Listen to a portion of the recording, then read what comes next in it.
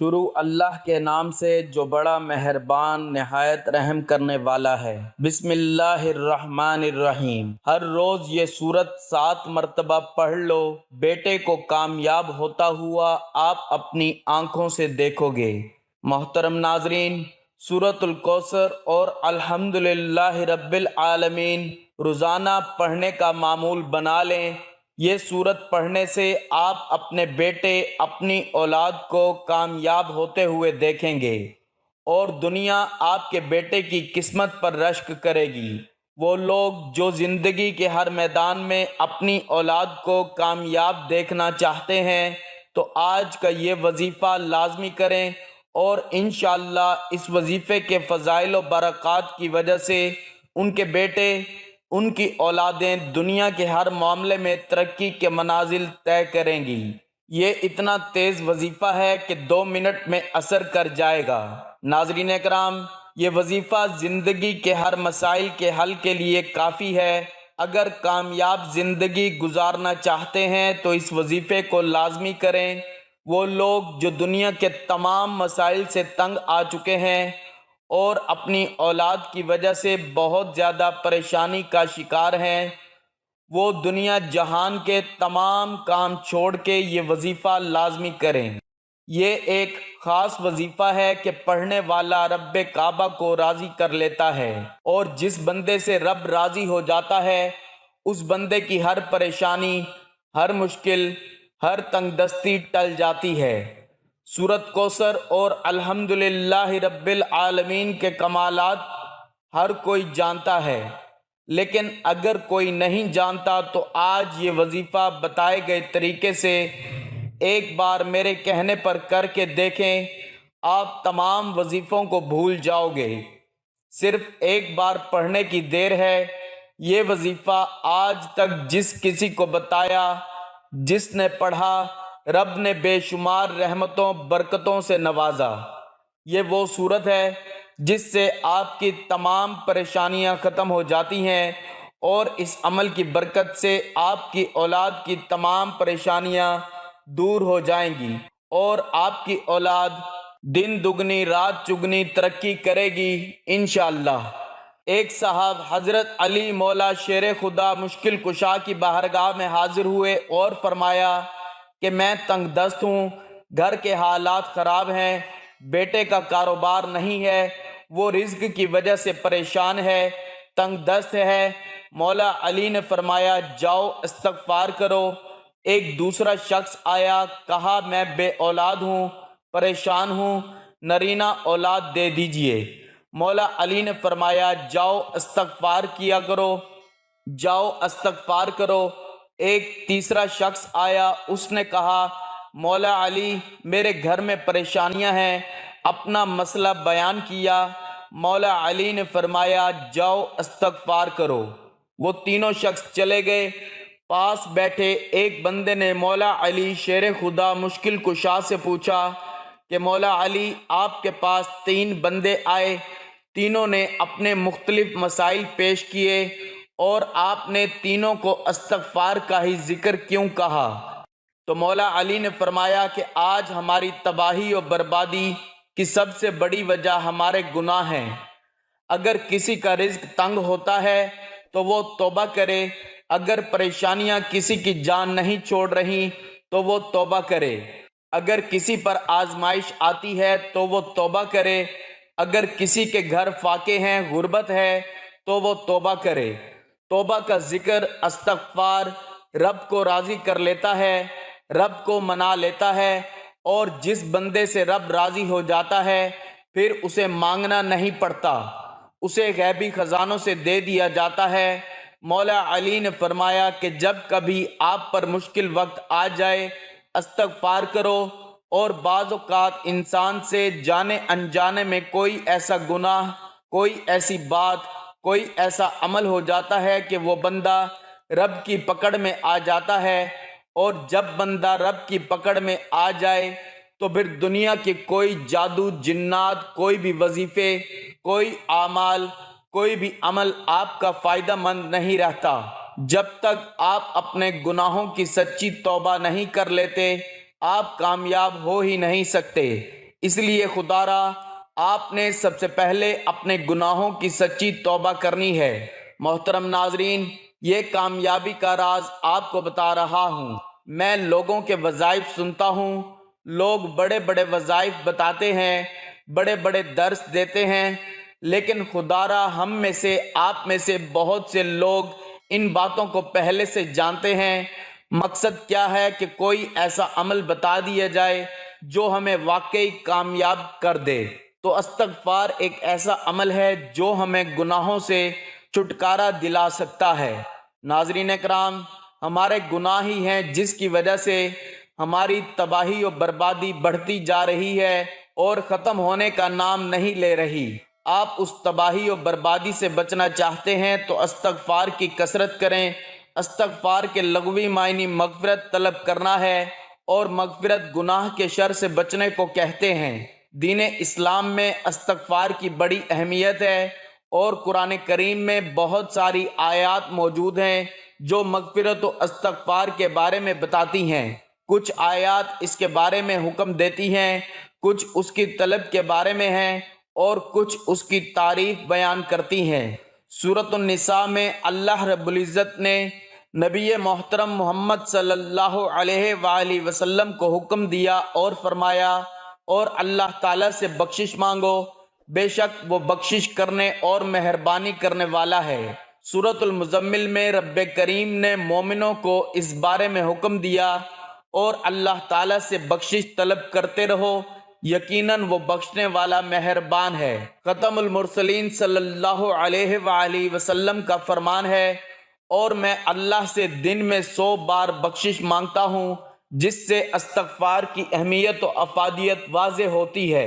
استغفار کے ثمرات میں گناہوں کی بخشش، اللہ کی رضا اور اس کی محبت و رحمت، عذاب کا ٹل جانا، کثرت سے خیر و برکت اور دلوں کا روشن اور درجات کا بلند ہونا، زہد و تقوی پیدا ہونا، وقار اور بردباری میں اضافہ، روزی میں کشادگی، مال و دولت میں اضافہ، بلاؤں اور مصیبتوں سے دوری، جسمانی و روحانی قوت میں اضافہ، اور بندے کا اپنے خالق کی محبت کی طرف رجحان، اور اللہ تعالیٰ کی محبت کے آگے دوسری دنیاوی نعمتوں سے بے نیاز ہونا، اور بندے میں دیگر صفات کا پیدا ہونا شامل ہے۔ جہاں استغفار کے بے شمار فائدے ہیں، وہاں کچھ شرائط بھی ہیں۔ ان میں اولین یہ ہے کہ اللہ تعالیٰ کو حاضر و ناظر ماننا، اور اس کے لیے دل میں جذبہ اخلاص کا موجزن ہونا، اور عاجزی و انکساری کے ساتھ اللہ تعالیٰ کی طرف متوجہ ہونا، اور خشوع و خضوع کے ساتھ اس کے احکامات کو سمجھنا اور ان پر عمل کرنا۔ جبکہ استغفار کے آداب میں طہارت، جسمانی و روحانی کا ہونا بھی ضروری ہے۔ استغفار کے اوقات وقت سحر کے علاوہ پچھلی رات کو اللہ سے بخشش مانگنا۔ رسول اکرم صلی اللہ علیہ وآلہ وسلم کا فرمان ہے کہ رب کائنات رات کے آخری تہائی حصے میں ہر رات دنیا سے قریب والے آسمان پر نازل ہوتا ہے اور کہتا ہے کہ کون ہے جو مجھے پکارے اور دعا و استغفار کرے، میں اس کی دعا کو قبول کروں، اور کون ہے جو مجھ سے سوال کرے اور میں اسے عطا کروں، کون ہے جو مجھ سے مغفرت طلب کرے اور میں اسے بخش دوں۔ محترم ناظرین، آج کا وظیفہ، آج کا خاص وظیفہ لازمی کیجئے۔ آپ بے روزگار ہیں، آپ بے اولاد ہیں، آپ قرض دار ہیں، آپ کا کاروبار نہیں چل رہا، آپ کے گھر میں مسائل ہیں، آپ کی جتنی بھی پریشانیاں، جتنے مسائل، جتنی رکاوٹیں، جتنی بندشیں ہیں، یہ سب ختم ہو جائیں گی اگر آپ سورۃ الکوثر اور الحمدللہ رب العالمین کا وظیفہ کریں گے، کیونکہ یہ ایک ایسی آیت ہے جو اللہ تعالیٰ کی پاکی کو بیان کرتی ہے اور اللہ تعالیٰ کا شکر ادا کرنے کی ہمیں توفیق عطا کرتی ہے۔ جب ہم اللہ تعالیٰ کا شکر ادا کریں گے تو وہ ہمیں غیب سے اتنا خزانہ عطا کرے گا کہ آپ خود حیران رہ جائیں گے، آپ کو سمجھ بھی نہیں آئے گی یہ دولت اور رزق کہاں کہاں سے آ رہا ہے۔ اگر آپ روزانہ کی بنیاد پر عمل کریں گے تو انشاءاللہ آپ کی اولاد کی ترقی لوگ دیکھیں گے اور حیران رہیں گے کہ اچانک اللہ تعالیٰ نے ان کو اتنی کامیابی سے کیسے نواز دیا۔ محترم ناظرین، حضرت عائشہ صدیقہ رضی اللہ تعالی عنہا روایت فرماتی ہیں کہ حضور نبی اکرم صلی اللہ علیہ وآلہ وسلم نے فرمایا، قرآن مجید کا ماہر معزز و محترم فرشتوں اور معظم و مکرم انبیاء علیہم السلام کے ساتھ ہوگا، اور وہ شخص جو قرآن پڑھتا ہو لیکن اس میں اٹکتا ہو اور پڑھنا اس پر کند ذہن یا موٹی زبان ہونے کی وجہ سے مشکل ہو، اس کے لیے بھی 2 گنا اجر ہے۔ ایک دوسری روایت میں ہے کہ وہ شخص جو قرآن پڑھتا ہے حالانکہ یہ پڑھنا اس کے لیے سخت مشکل ہو، اس کے لیے 2 اجر ہیں۔ حضرت سعد بن ابی وقاص رضی اللہ تعالی عنہ روایت کرتے ہیں کہ رسول اللہ صلی اللہ علیہ وآلہ وسلم نے فرمایا، تم میں سے بہترین لوگ وہ ہیں جو قرآن مجید سیکھیں اور سکھائیں۔ عاصم کہتے ہیں، مصعب نے میرا ہاتھ پکڑ کر مجھے اس اعلیٰ مقام پر بٹھایا کہ میں اسے قرآن پڑھاؤں۔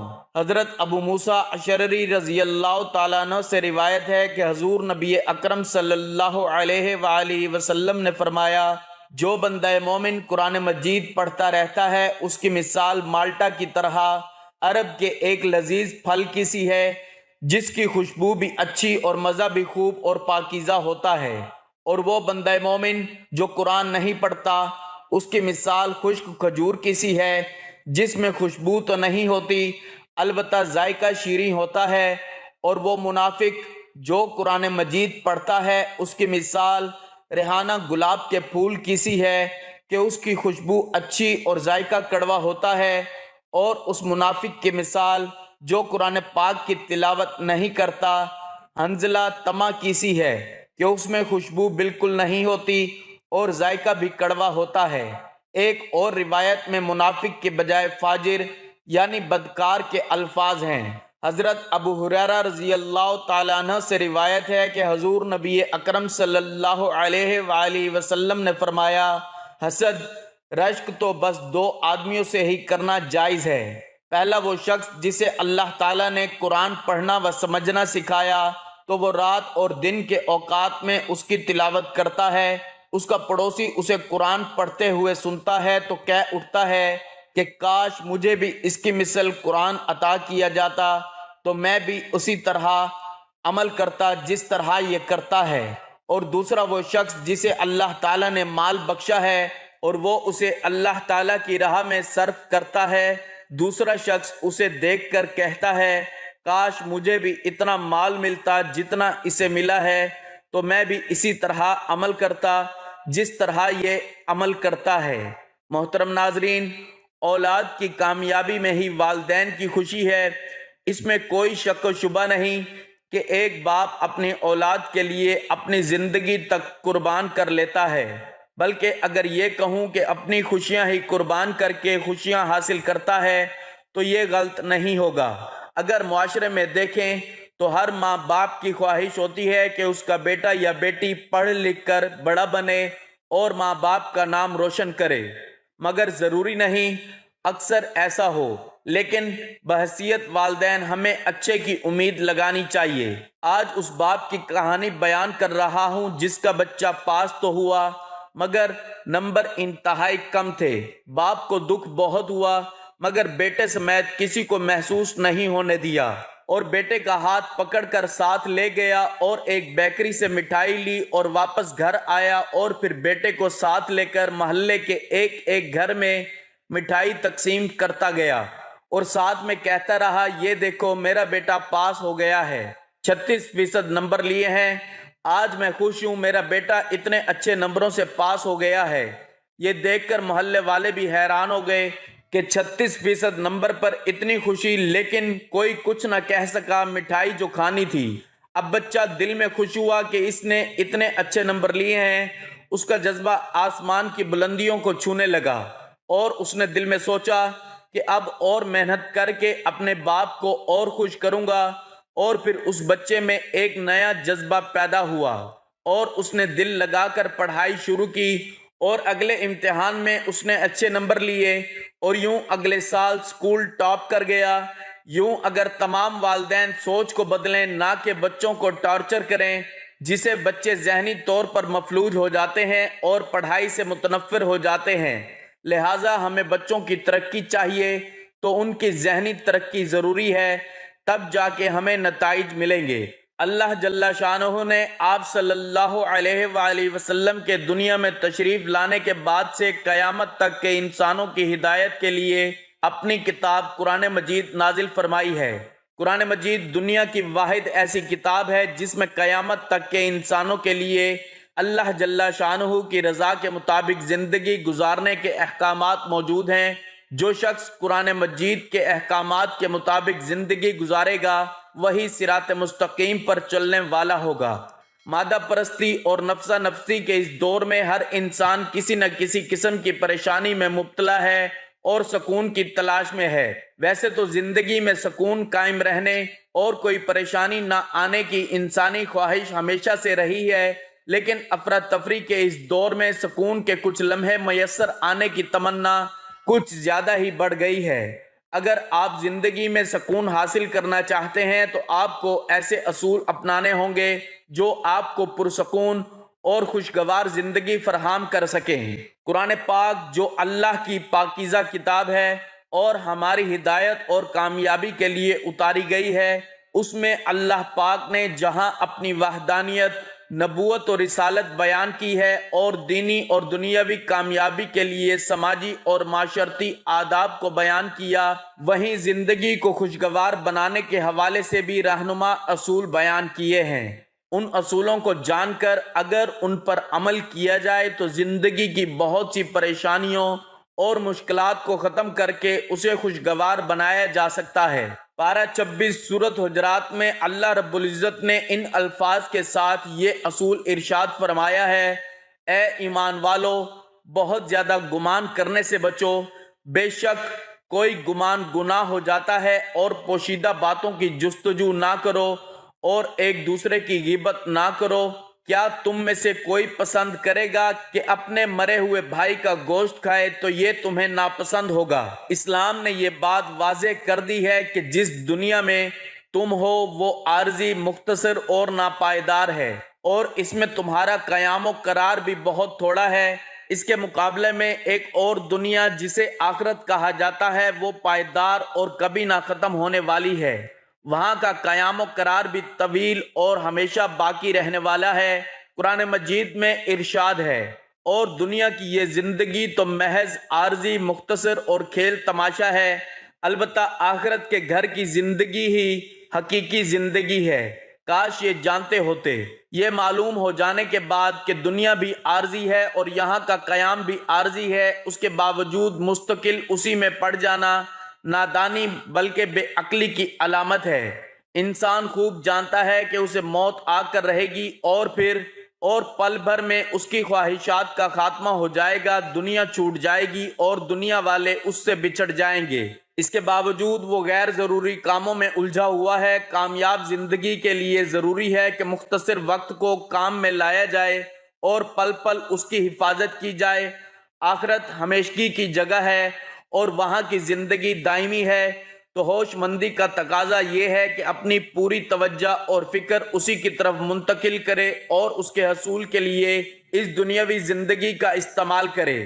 قرآن مجید میں آخرت کی دائمی زندگی کو واضح الفاظ میں بیان کیا گیا ہے اور اس کی طرف توجہ دلاتے ہوئے اس کی فکر کرنے کی ترغیب دی ہے۔ ارشاد ہے: اے لوگو، کیا ہو گیا ہے تم کو موت کی حقیقت جاننے اور آنکھوں سے دوسروں کے مرنے کا مشاہدہ کرنے کے باوجود، لیکن پھر بھی تم لوگ دنیاوی زندگی کو مقدم رکھتے ہو، حالانکہ آخرت کہیں زیادہ بہتر اور کہیں زیادہ پائیدار ہے۔ اس زندگی کو کامیاب بنانے کا نسخہ خدا کی بندگی اور اس کی فرما برداری ہے۔ اس سے جہاں دنیاوی زندگی درست ہوتی ہے اور سکون و اطمینان کا باعث بنتی ہے، وہیں آخرت کی کامیابی اور وہاں کی دائمی زندگی کی خوشیاں بھی حاصل ہوتی ہیں، اور اس کا احساس بھی یہاں کی زندگی میں تازگی اور مسرت پیدا کرتا ہے۔ مگر بہت سے لوگ اب بھی آخرت سے غافل ہو کر دنیاوی زندگی میں الجھے ہوئے ہیں اور حقیر دنیا کے پیچھے پڑے ہوئے ہیں۔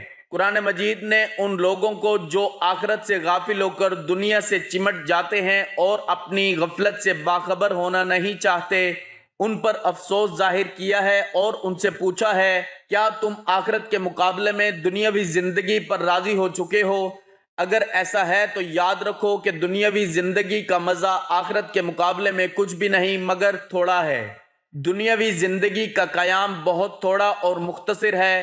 یہاں نہ تو ہر خواہش پوری ہوتی ہے اور نہ ہی زندگی کا مکمل سکون حاصل ہوتا ہے، بلکہ یہاں کی زندگی کا وہاں حساب دینا ہے۔ ہر چھوٹی بڑی چیز کے متعلق پوچھا جائے گا۔ جو جتنا سامان زندگی اکٹھا کرے گا اتنا ہی بوجھ اپنے سر پر لاد کر لے جائے گا، اور جو جتنا کم سامان رکھے گا اتنے ہی کم سوالات اس سے کیے جائیں گے۔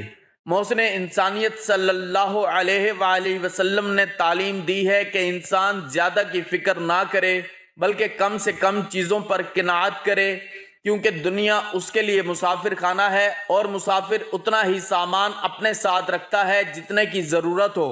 حضرت عبداللہ بن عمر رضی اللہ تعالیٰ عنہ فرماتے ہیں کہ ایک دن آپ صلی اللہ علیہ وآلہ وسلم نے میرا کندھا پکڑ کر فرمایا، دیکھو دنیا میں ایسے رہو گویا تم اجنبی ہو یا راستہ چلنے والے مسافر۔ اگر انسان غور و فکر سے کام لے، اسلامی اصولوں اور نبوی سیرت کے مطابق زندگی گزارنے لگے تو اسے قدم قدم پر محسوس ہوگا کہ زندگی کس قدر سہل اور آسان ہے، سادگی میں عافیت ہے اور بے جا تکلفات میں تکلیف ہے۔ انسان پر تکلیف آتی نہیں، وہ خود لاتا ہے۔ انسان چاہے تو بہت کم خرچ میں اپنی ضروریات کی تکمیل کر سکتا ہے اور بقیہ کو دوسروں کی خدمت میں صرف کر سکتا ہے۔ در حقیقت جینا اسی کا نام ہے کہ جو دوسروں کے لیے ہو۔ انسان چاہے تو جسمانی و ذہنی تھکاوٹ اور دیگر پریشانیوں سے خود کو دور رکھ سکتا ہے، مگر اس کے لیے اسے کفایت شعاری، سادگی اور بقدر ضرورت پر عمل کرنا پڑے گا، جیسا کہ اس وقت بہت سے لوگ کرتے ہوئے دکھائی دے رہے ہیں۔ موجودہ حالات نے ہمیں بہت کچھ سکھایا ہے، بس ہمیں سمجھنے اور سیکھنے اور اس کے مطابق اپنی زندگی کو ڈھالنے کی ضرورت ہے۔ اگر ہم زندگی میں سکون و اطمینان چاہتے ہیں اور بقیہ زندگی کو پربہار بنانے کا ارادہ رکھتے ہیں تو قرآنی و نبوی نسخہ پر عمل کرنا ہوگا۔ دنیا میں بقدر ضرورت ہی دل لگانا ہوگا، آخرت کی فکر و تیاری کرنی ہوگی جو آخری اور ابدی گھر ہے، اور دنیا میں اتنا ہی سامان رکھنا ہوگا جتنا کہ اٹھانے کی ہمت ہو اور اس کا حساب دینے کی ہم میں طاقت و صلاحیت ہو۔ یقیناً جو انسان آخرت کی فکر کرتا ہے وہ دنیا کے غم سے نجات پا جاتا ہے، اور جو آخرت کی عظیم نعمتوں سے بہرہ ہونا چاہتا ہے وہ دنیا کی حقیر چیزوں میں نہیں الجھتا۔ اس کے نتیجے میں وہ دنیا کے غم سے آزاد ہو کر زندگی گزارتا ہے اور کہتا ہے زندگی تو کتنی آسان ہے۔ ناظرین، وقت کی نزاکت کو مد نظر رکھتے ہوئے آئیے آج کے وظیفے کی طرف چلتے ہیں۔ آپ نے یہ وظیفہ روزانہ کسی بھی نماز کے بعد پڑھنا ہے۔ باوضو مصلی پر بیٹھ کر آپ نے سب سے پہلے ایک بار اعوذ باللہ من الشیطان الرجیم پڑھنا ہے اور ایک بار بسم اللہ الرحمن الرحیم پڑھ کے وظیفے کا آغاز کرنا ہے۔ نبی کریم صلی اللہ علیہ وآلہ وسلم کی ذات اقدس پر 3 مرتبہ درود پاک پڑھنا ہے۔ درود پاک آپ صلی اللہ علیہ وآلہ وسلم پڑھ سکتے ہیں، یا صلی اللہ علی محمد پڑھ لیں، یا نماز والا درود ابراہیم پڑھ لیں، تو اس سے بڑھ کر اور کچھ بھی نہیں۔ ایک مرتبہ میرے ساتھ بھی درود پاک پڑھ لیں تاکہ ثواب ہو۔ اللہم صلی علی محمد وعلی آل محمد کما صلیت علی ابراہیم وعلى آل ابراہیم انک حمید مجید۔ اللہم بارک علی محمد وعلى آل محمد کما بارکت علی ابراہیم وعلى آل ابراہیم انک حمید مجید۔ آپ نے درود پاک پڑھتے ہی سب سے پہلے عاجزی کے ساتھ اپنے مقصد کی نیت کرنی ہے۔ مقصد جتنا بڑا ہو یہ نہ دیکھنا کہ یہ ناممکن ہے، دیکھو کہ مانگ کس ذات سے رہے ہو۔ جو عرش الہی کا رب ہے، خزانوں کا مالک ہے، آپ اس رب سے مانگ رہے ہو جس کے قبضے قدرت میں دونوں جہانوں کی بادشاہت ہے، اور وہی آپ کو عطا کرے گا۔ بے شک وہ ہر چیز پہ قادر ہے اور وہ بہت غفور الرحیم اور بے نیاز ہے۔ آپ انشاءاللہ جو مانگیں گے آپ کو مل جائے گا۔ اپنے مقصد کی نیت کیجئے۔ اگر آپ اپنی اولاد کی ترقی اور کامیابی چاہتے ہیں تو یہ ذہن میں رکھیں کہ میں بیٹے کے لیے یا بیٹی کے لیے یہ وظیفہ پڑھ رہا ہوں یا پڑھ رہی ہوں۔ اگر آپ کی کوئی اور حاجت ہے، کوئی اور پریشانی ہے، تب بھی یہ وظیفہ پڑھ سکتے ہیں۔ گاڑی، دولت، شہرت، کامیابی، ترقی، خوشحالی، جو بھی چاہیے وہ مانگ لیں۔ آپ کو اپنے مقصد کی نیت کرنے کے بعد وہیں بیٹھے آنکھوں کو بند کرنا ہے، پوری توجہ اور دھیان سے وظیفہ پڑھنا شروع کیجئے۔ یہی کامیابی کا راز ہے۔ یہی جس طرح ایک مکان کی بلڈنگ بنائی جاتی ہے تو اس کی بنیاد رکھی جاتی ہے، دیواریں مضبوط کی جاتی ہیں، اسی طرح کسی بھی کامیابی کا راز شروع ہوتا ہے درود پاک پڑھ کر۔ جو بھی دعا اور جو بھی وظیفہ کیا جاتا ہے تو وہ ضرور قبول ہوتا ہے۔ جو بندہ درود پاک پڑھتا ہے تو وہ اللہ تعالیٰ کو راضی کرتا ہے، کیونکہ اللہ تعالیٰ اس عبادت سے بہت زیادہ خوش ہوتا ہے۔ اس لیے کہا جاتا ہے کہ تمام عبادات میں سے سب سے زیادہ افضل درود پاک پڑھنا ہے، جس کی قبولیت کا کوئی شک نہیں، کیونکہ رب کی رضا اسی میں ہے کہ جب بندہ اپنے کبیرہ صغیرہ گناہوں کو بخشوا لیتا ہے تو رب راضی ہو جاتا ہے۔ اسی طرح سے آپ نے درود پاک پڑھ کر یہ وظیفہ شروع کرنا ہے۔ یہ وظیفہ آپ اپنے ہاتھ کی انگلیوں پر گن کے پڑھ سکتے ہیں۔ اگر ہاتھ کی انگلیوں پر گن کر نہیں پڑھ سکتے تو تسبیح کا استعمال کر لیں، لیکن تعداد میں کمی بیشی نہیں ہونی چاہیے۔ اگر کمی بیشی ہوگی تو اس کے ذمہ دار آپ ہوں گے۔ آپ نے ہاتھ کی انگلیوں پر 100 بار الحمدللہ رب العالمین پڑھنا ہے، کمی بیشی نہیں کرنی۔ بعض اوقات بندہ ایک دانہ کم یا زیادہ پڑھ جاتا ہے، لیکن آپ نے 100 دانوں کی تسبیح کرنی ہے، 100 بار پڑھنا ہے، اور جب آپ کی زبان سے نکل رہا ہو الحمدللہ رب العالمین، آپ روتے ہوئے، تڑپتے ہوئے، سسکتے ہوئے رب کعبہ سے مانگتے چلے جائیں۔ یقین کیجئے اللہ تعالیٰ آپ کی نسلوں کو آباد کر دے گا۔ جس گناہوں کی پکڑ کی وجہ سے رب نے آپ کا رزق تنگ کیا ہے، آپ کے گھر میں پریشانیاں ہیں، فاقے ہیں، غربت ہے، تنگ دستیاں ہیں، اس صورت کی فضیلت و برکت سے ہر طرح کی پریشانیاں، ہر طرح کے گناہ اور ہر طرح کی بندشیں ٹوٹ جائیں گی اور کامیابی آپ کا مقدر ہو جائے گی۔ 100 دانوں کی ایک تسبیح پر پڑھنے کے بعد اب دوسرے نمبر پر جو آپ نے وظیفہ کرنا ہے وہ رب کے 2 ناموں کا وظیفہ ہے۔ 11 بار آپ نے یا رزاق یا فتاح کا وظیفہ پڑھنا ہے۔ یا رزاق، اے رزق دینے والی ذات، اے مشکلوں پر قابو پانے والی ذات، اے کامیابی دینے والی ذات۔ یا رزاق یا فتاح کو پکارنے کی دیر ہے، عرش الہی سے فرشتے زمین پر اتریں گے، کامیابیاں چھوڑ جائیں گے۔ یا رزاق یا فتاح کو ملا کے پڑھا تو 1 بار ہو گیا، یا رزاق یا فتاح کو ملا کے پڑھا تو 2 بار ہو گیا۔ اس طرح آپ نے یہ وظیفہ 11 بار پڑھنا ہے۔ وظائف ہر کوئی بتاتا ہے، لیکن کامیاب ہونے کا طریقہ کوئی نہیں بتاتا۔ کامیابی کا راز ہر کوئی چھپا لیتا ہے۔ ہم تو چاہتے ہیں کہ لوگوں کی آسانیاں ہوں، لوگوں کی دعائیں قبول ہوں، لوگوں کی پریشانیاں ختم ہوں اور آپ کے علاج زندگی کے ہر میدان میں کامیاب ہوں۔ غور سے سنیے گا، نبی کریم صلی اللہ علیہ وآلہ وسلم پر درود پاک پڑھنے کے بعد پہلے نمبر پر وظیفہ الحمدللہ رب العالمین کو 100 بار پڑھنا ہے۔ دوسرے نمبر پر جو وظیفہ ہے وہ رب کے 2 نام یا رزاق یا فتاح، آپ نے صرف 11 بار یا رزاق یا فتاح کو بتائے گئے طریقے سے پڑھنا ہے۔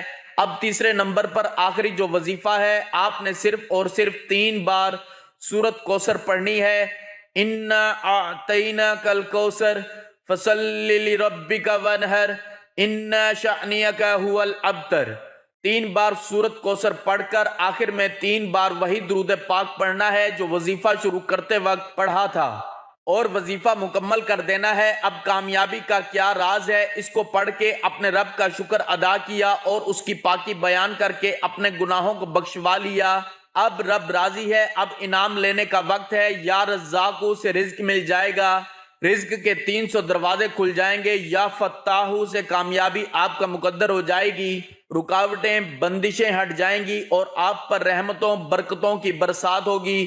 سورہ کوثر سے آپ کے گھر کے حالات بدل جائیں گے، بے سکونی، بے برکتی ہمیشہ کے لیے ختم ہو جائے گی۔ یہ وظیفہ کوئی نہیں بتائے گا، خدا را یہ وظیفہ بتائے گئے طریقے سے کیجئے گا۔ ناظرین، آج کا وظیفہ نہایت ہی آسان اور مختصر ہے۔ آپ نے دیکھا ہوگا کہ اس کو پڑھنے کے لیے صرف 1 آدھ منٹ ہی لگے گا، اس سے زیادہ کا وقت آپ کا نہیں لگے گا۔ آپ نے یہ وظیفہ کسی بھی نماز کے بعد کر لینا ہے، اور انشاءاللہ آپ کی جو بھی پریشانی ہے اولاد کے حوالے سے، رزق کے حوالے سے یا کوئی بھی مسئلہ ہے، ابھی پریشانی ہے، وہ ختم ہو جائے گی۔ دعا ہے کہ اللہ تعالیٰ میرا سنانا اور آپ کا سننا اپنی پاک بارگاہ میں قبول و منظور فرمائے، آمین۔ ناظرین، گزارش ہے کہ اللہ تعالیٰ کے 99 ناموں میں سے کوئی ایک نام کمنٹ میں لکھ کر ضرور شیئر کریں۔ اللہ تعالیٰ ہم سب کا حامی و ناصر ہو، آمین۔